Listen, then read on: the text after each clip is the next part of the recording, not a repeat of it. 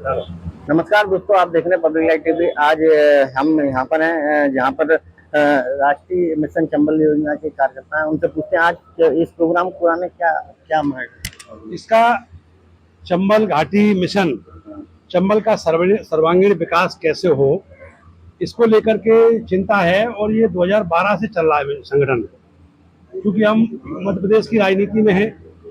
मुरैना से विधायक हुए, निमनी से, तो उस समय क्योंकि इतना सघन वर्क नहीं हो पाया, लेकिन इसके बावजूद भी संगठन ने कई जगह चिकित्सा कैंप, आयुर्वेद चिकित्सा कैंप लगवाए, किसान गोष्ठियाँ, दंगल।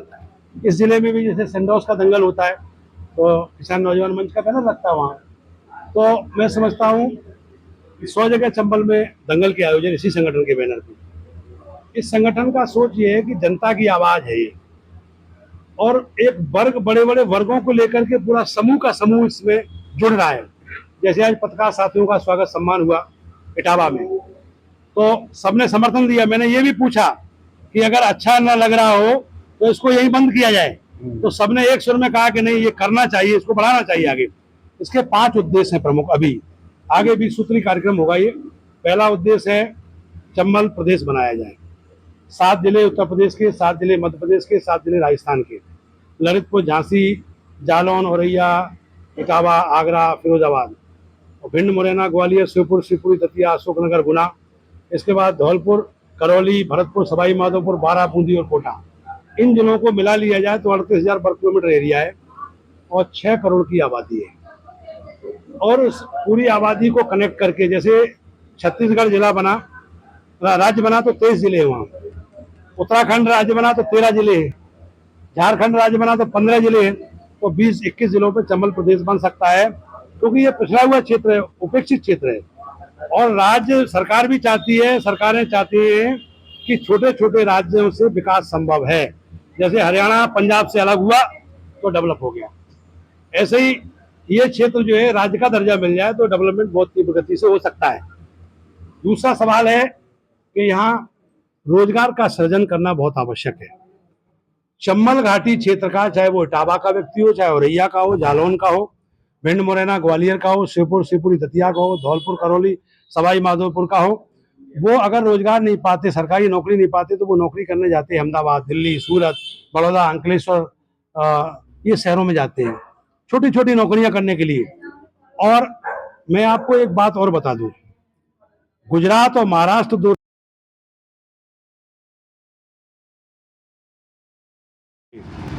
उसमें गुजरात और महाराष्ट्र बहुत पीछे थे। बंबई को अगर छोड़ दिया जाए तो गुजरात और महाराष्ट्र का जो ग्रामीण क्षेत्र है वो बहुत गरीबी के दंश से जूझ रहा था, लेकिन वो इंडस्ट्रियल से जुड़ गए, उद्योग क्रांति से। तो आज देश में सबसे ज्यादा संपन्न राज्य कौन है? महाराष्ट्र और गुजरात। तो हमारा ये क्षेत्र भी अगर इंडस्ट्रियल से जुड़ेगा, एनजीटी की रिपोर्ट भी है कि दिल्ली से 250-300 किलोमीटर के बाद उद्योग लगाया जाए, तो यहाँ उद्योग लगेंगे तो कृषि का रकबा, जो अच्छी जमीन पर इंडस्ट्री लग रही है, वो कृषि का रकबा बचेगा, उत्पादन हमारा कम नहीं होगा, और ये खराब जमीन पर इंडस्ट्री लगेगी तो विकास भी होगा, उस जमीन का सदुपयोग होगा। दूसरा, गौ अभ्यारण्य का मुद्दा है। गौ अभ्यारण्य बनना चाहिए, किसान भी परेशान है, गौएं भी परेशान है, और उससे गवर्नमेंट को फायदा होगा, रेवेन्यू मिलेगा। गोबर, दूध और गौमूत्र, जो आयुर्वेद में अमृत है, प्लांट लगा सकते हैं उसका। दूसरा, तात्कालिक फायदे के लिए गवर्नमेंट ऐसा कर सकती है कि जैसे चंबल सेंचुरी बनाई, मैं पूछना चाहता हूं कोई प्रतिनिधि हमारी बात का जवाब दे दे कि चंबल सेंचुरी से कितना रेवेन्यू जनरेट हुआ अभी तक। जीरो में आएगा उत्तर, जीरो में। और अगर वहीं इनके घाट खोल दिए जाए रेत के, चंबल, यमुना और सिंध के, और उसी जिले के लोगों को काम दे दिया जाए, तो सरकार को रेवेन्यू भी मिलेगा और लोगों को काम भी मिलेगा। रहा सवाल घड़ियाल का, नदी का नियम है कि जब रेत जितना निकालते, बरसात होने पर नदी का रेत उतना ही हो जाएगा। दूसरी बात, घड़ियाल जलीय जीव है, वो तो घाट आप एक जगह खोलेंगे, 1047 किलोमीटर एरिया है चंबल का, तो 1047 में आप कितने घाट खोलेंगे?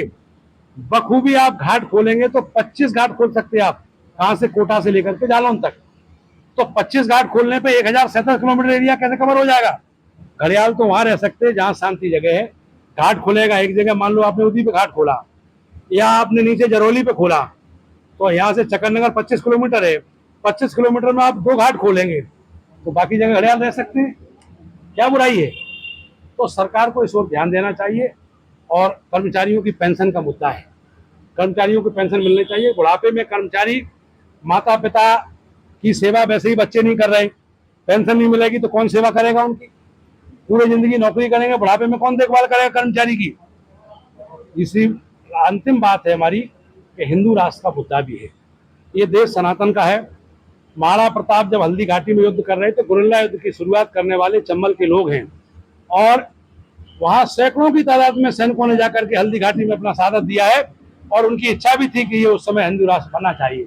लेकिन आज पॉजिटिव वातावरण है, तो मैं समझता हूं कि भारत में हिंदू राष्ट्र की बात नहीं होगी तो फिर किस देश में होगा, इसलिए होना चाहिए। हमारे साथ नौजवान कार्यकर्ता भी हैं और पहले यहाँ चंबल डाकुओं का क्षेत्र माना जाता था, अब तो डाकू और बागी सब लोग चले गए हैं। सरकार से क्या मांग है कि अब तो पहले तो मैं ये कहना चाहता हूँ कि चंबल जो क्षेत्र रहा है, ये चंबल घाटी और डाकू लुटेरों के क्षेत्र नहीं रहा है। यहाँ अन्याय और अत्याचार के खिलाफ जिन्होंने आवाज उठाई उनको बागी कह करके संबोधित किया गया है, और गांधी जी ने भी स्वयं उनको बागी कहा।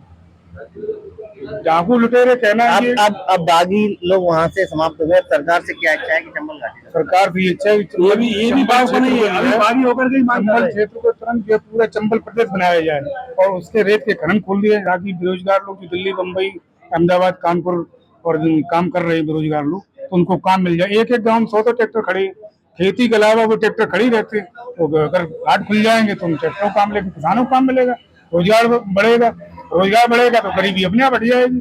पूरे चंबल क्षेत्र का